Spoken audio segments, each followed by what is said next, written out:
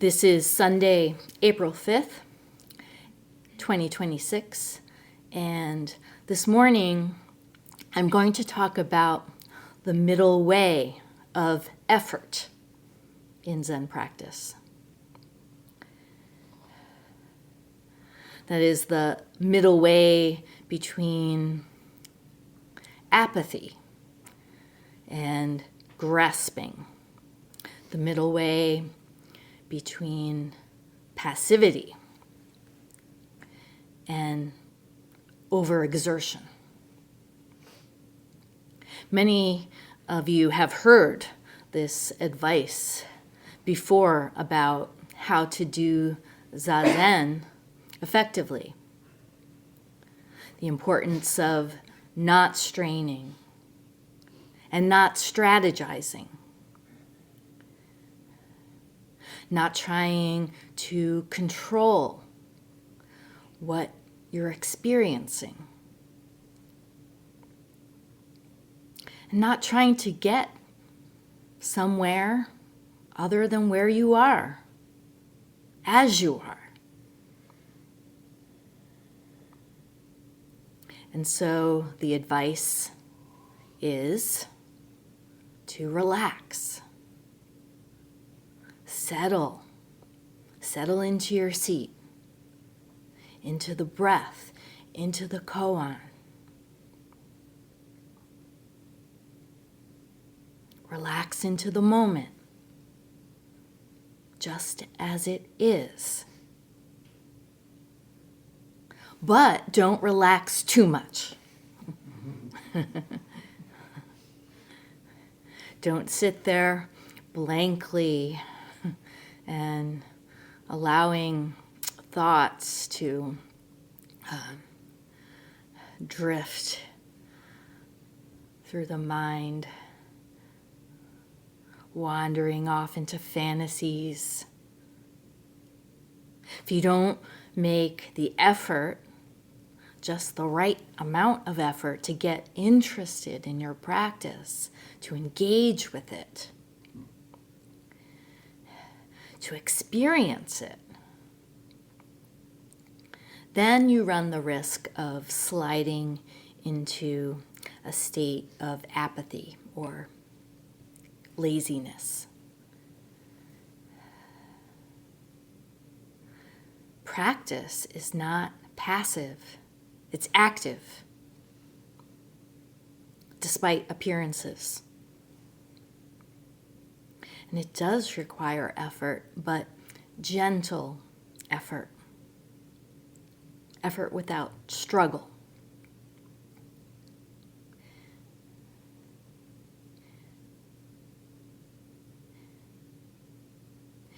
In the Chinese tradition of Taoism, the term Wu Wei is used to describe a state of effortless effort.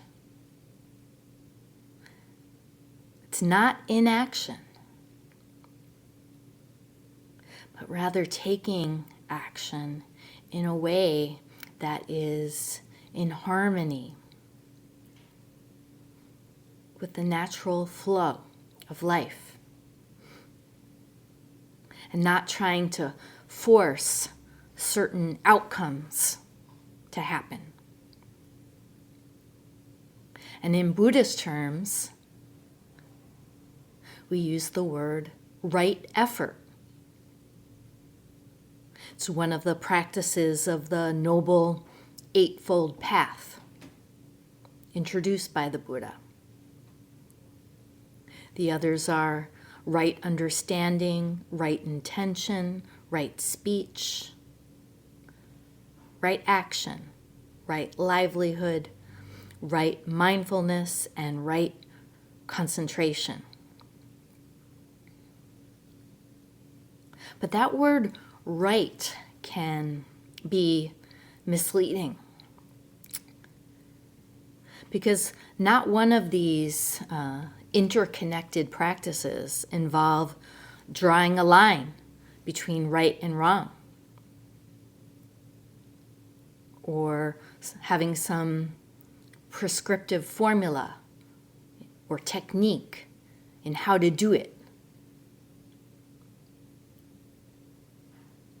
The word right is translated from the Sanskrit word samyak, or in Pali, sama. And it means whole and complete,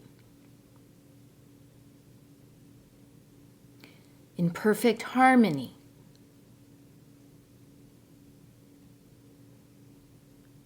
in alignment with our true nature.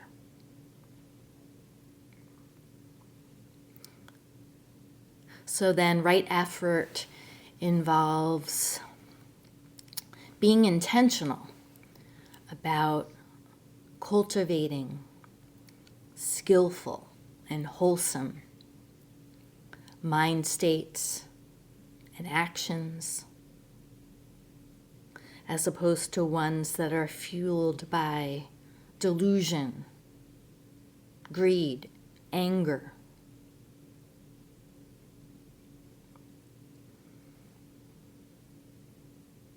So it requires us to have awareness of what is going on in the mind.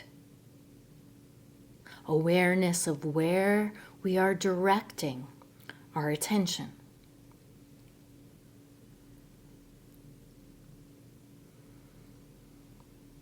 There's a famous Zen saying that the mind of a Zen adept is taut, ready like a drawn bow.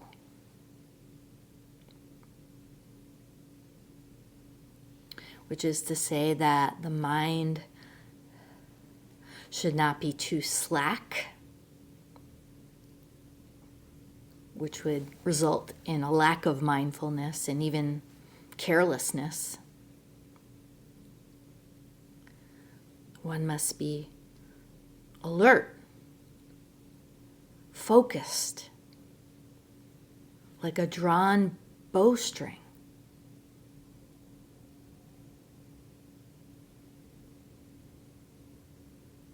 But don't hold it with a death grip. You need to be relaxed enough to notice and respond spontaneously and in alignment with the moment at hand. It's the middle way. And in order to respond in this natural kind of way, the mind needs to be open, not closed or constricted. And that means not holding onto a goal.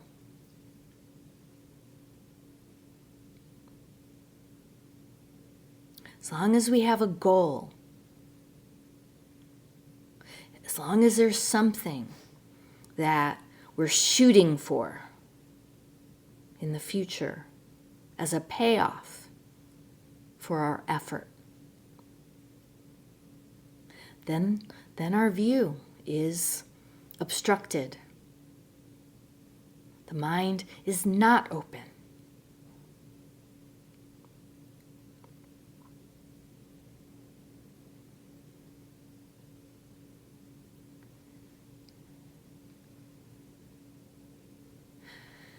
An image that comes to mind for me is that of a great blue heron, which I observed yesterday standing in the shallow water of Chapin Pond.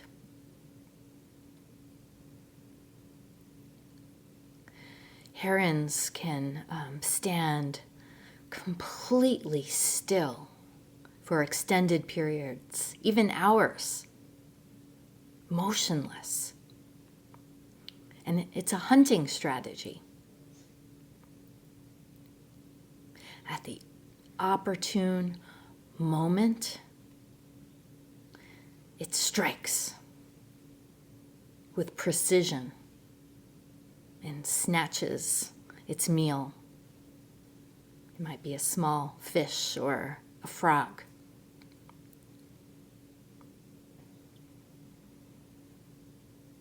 And in standing still this way, doesn't waste any energy unnecessarily, doesn't waste calories.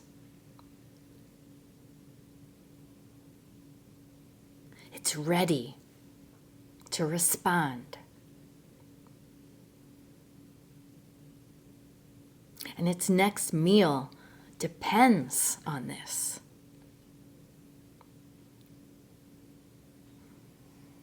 So there's this wonderful interplay and synergy between action and stillness.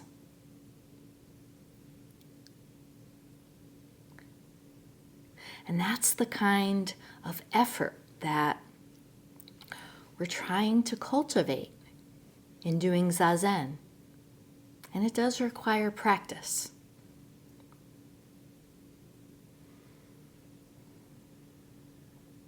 So right effort comes down to finding that balance. It's not too rigid, not too loose. But what does that look like? How do I find it? What does that feel like?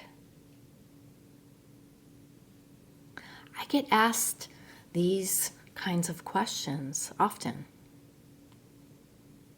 How can I get there to that middle way? But I can't answer it.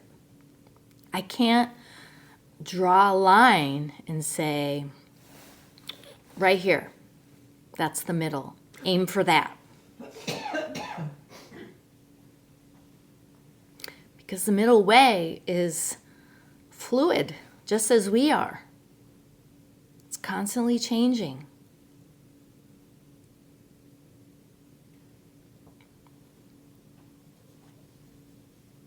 It flows. And my middle way in any given moment is not going to be the same as yours.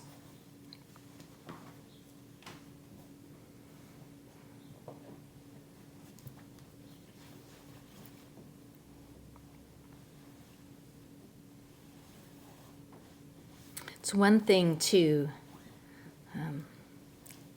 understand this kind of instruction intellectually, but it's another thing to put it into practice. How do we find our equilibrium?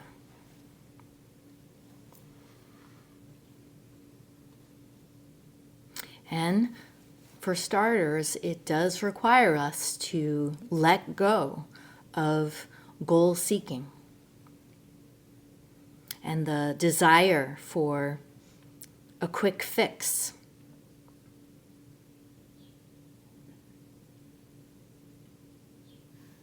It requires us to settle into the conditions that we're in. And that requires patience. Not just any kind of patience, though. You can call it right patience. For some insight on this, I'm going to turn to a Hidden Brain podcast, Hidden Brain 2.0, and it's titled The Practice of Patience, and it was released on January 19th this year.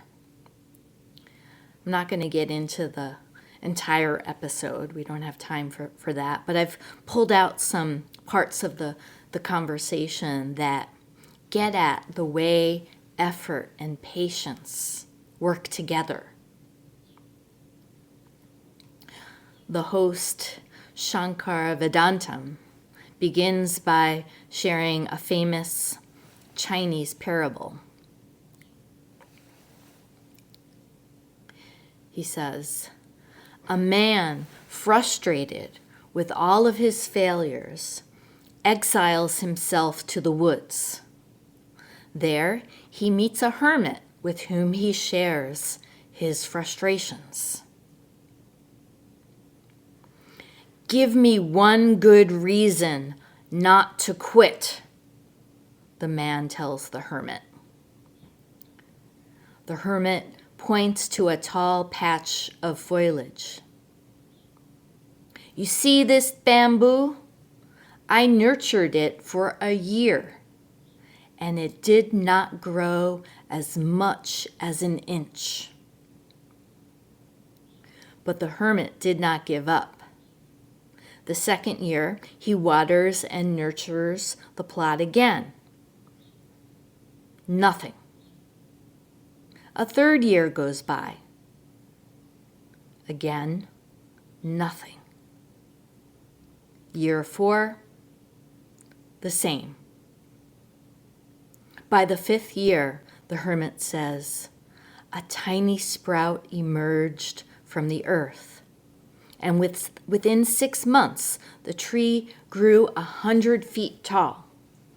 During all those years, when it appeared that nothing was happening, the bamboo was growing underground, hidden from view. It had been rapidly spreading roots. The hermit told the man, "All the time you had been struggling, you were growing strong roots." So in the parable, the man learns his lesson and the value of persistence. He goes back to his life and continues his pursuits. And then Shankar says, "It's beautiful, isn't it? This idea that we think we're going nowhere, but our efforts might be paying off in ways we cannot see. Yet it also raises an uncomfortable problem. How can you tell the difference between growing roots underground and when you're simply watering and nurturing a dead plot of land?"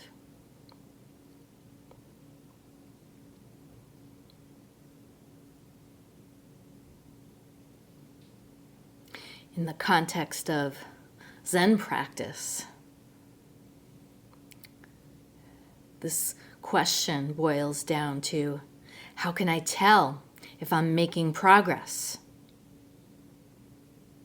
Am I getting closer? Am I there yet?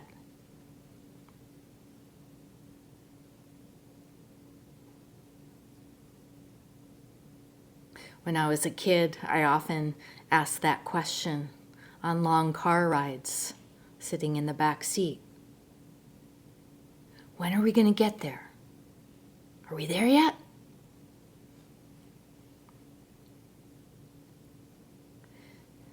In this podcast, Shankar interviews a psychologist from Baylor University. Her name is Sarah Schnitker, and she studies the science of patience. She starts off talking about the pitfalls of chasing after a goal and trying to get quick results. And she uses the example of a star athlete named RG3, Robert Griffin III. When he was a player for Washington, D.C.'s pro football team, which I believe is now called the Commanders, he sustained a bad injury in a game against the Baltimore Ravens and was advised to sit out the next game. But instead of allowing his body sufficient time to recover, he played that next game, only to suffer further and more serious injuries.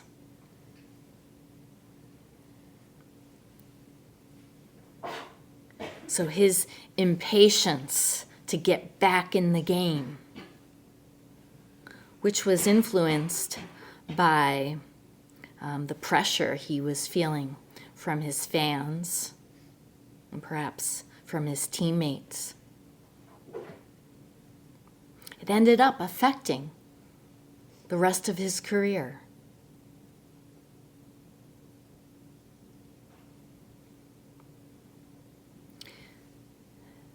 Sarah also gives the example of the COVID-19 pandemic, where there was this scramble to find a quick form of treatment or prevention. And it led to incredibly bizarre interventions like drinking bleach.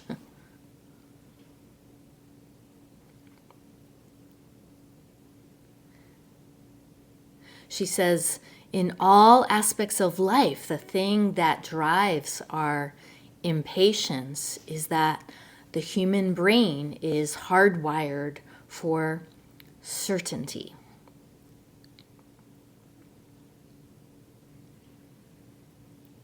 She says, if you think about our hunter-gatherer ancestors, uncertainty often means a threat. That when things are certain, even if there's something bad happening, you know at least what to expect and what to do. But when things are uncertain, it's just such an aversive state for people. And we have to not only prepare for threat, but we don't know what the solution is. And it really is tough. It takes a lot of effort to persist in that uncertainty, and it just doesn't feel good.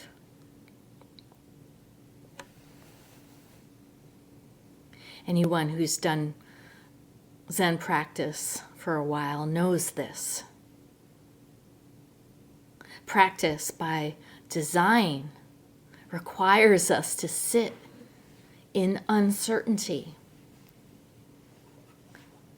to sit with not knowing. And so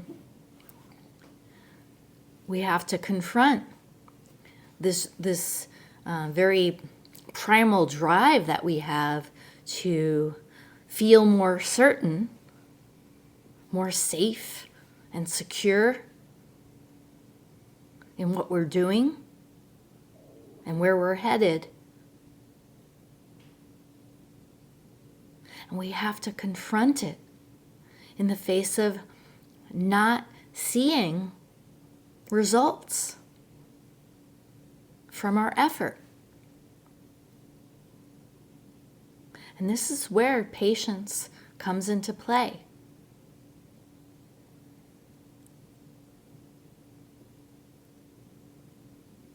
Seeing our practice as walking a road that has no end to it. A road that has a lot of twists and turns and detours, and still calmly, steadily staying on that road.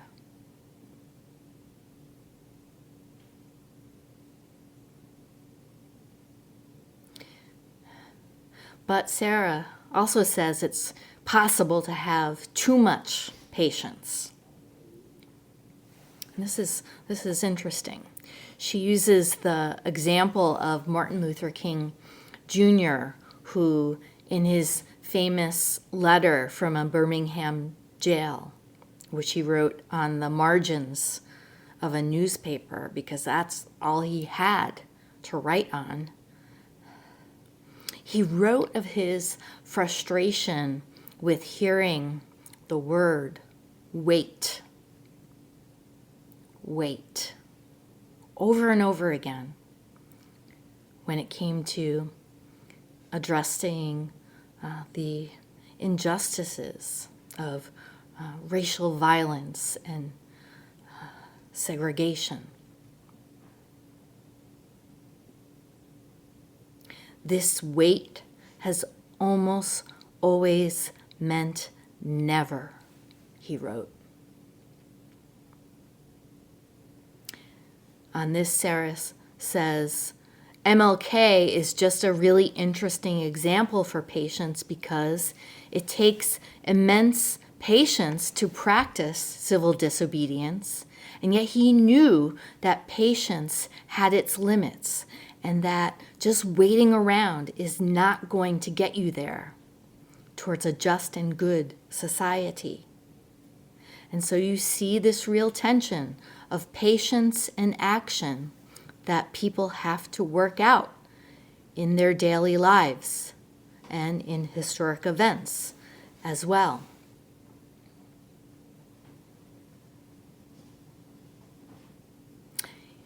And you know, it's the same with Zen practice. Patience can take on a quality of complacency. Letting our habits and routines take over to the point that our practice becomes dull and lifeless.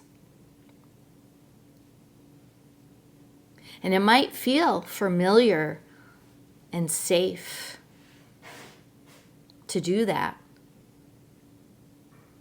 But at the same time, it feels like you're stuck in place, like you're spinning your wheels.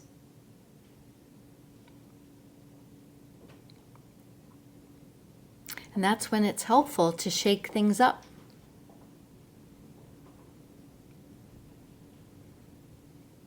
Not trying harder,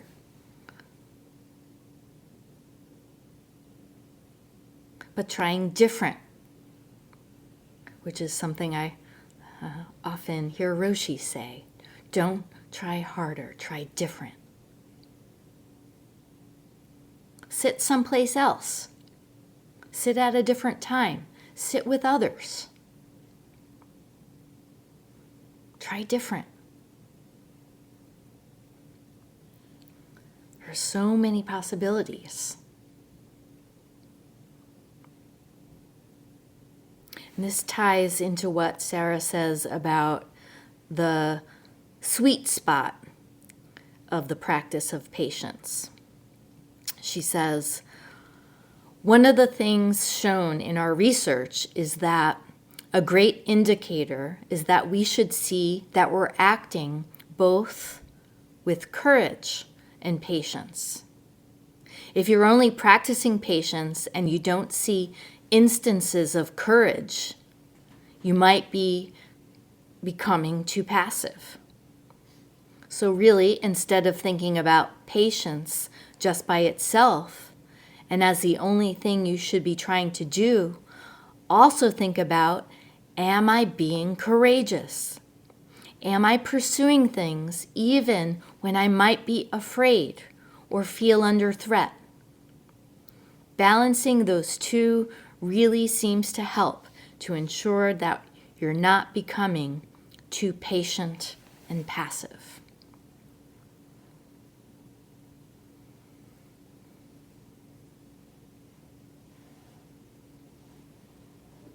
So to find that balance, we do need to allow ourselves to feel discomfort, emotional, mental, physical.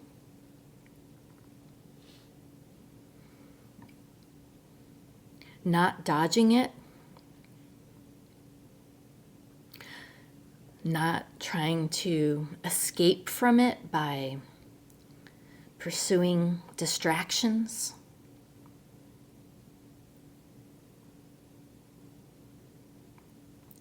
But courageously and patiently persisting in the midst of whatever it is that arises.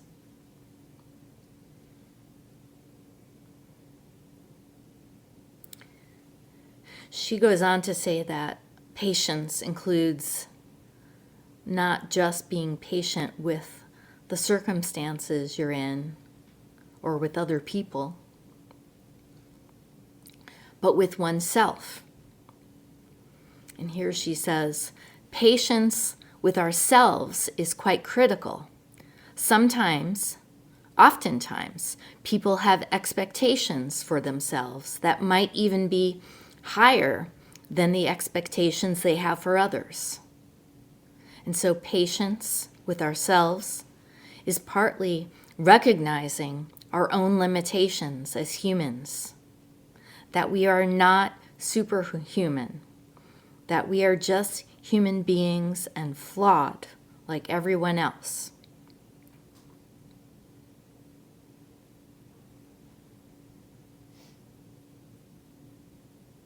Like the Jesuit priest that John Sensei often quotes, I'm an ass, you're an ass, we're all asses.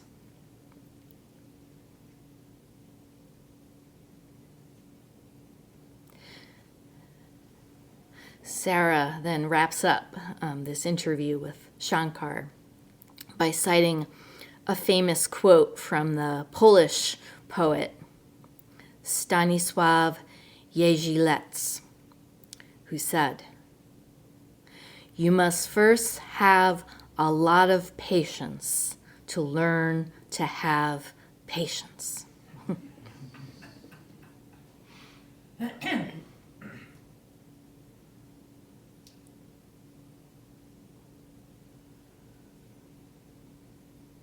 All there is practice.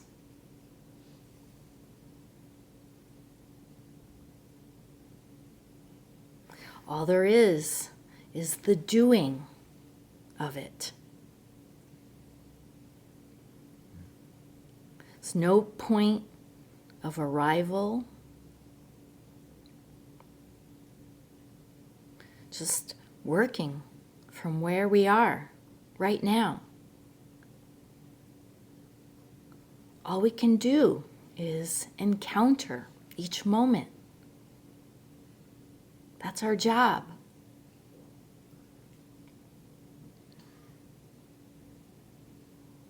And we have to trust our own intuition and experience.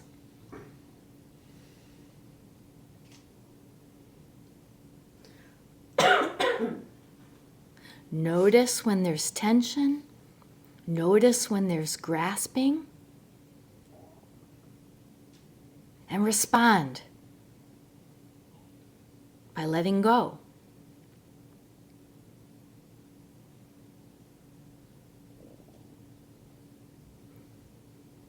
Not so you can fine-tune your aim and all the better shoot your target.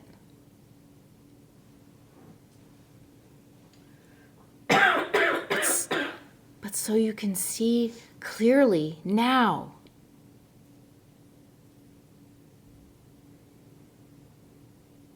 So you can merge with life as it is now.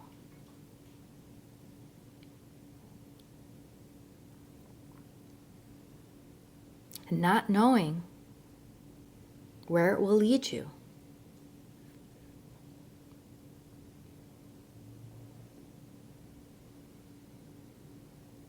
I'll end with these words from Master Sheng Yen.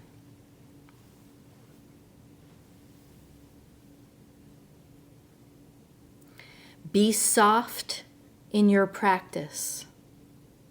Think of the method as a fine, silvery stream, not a raging waterfall. Follow the stream. Have faith in its course.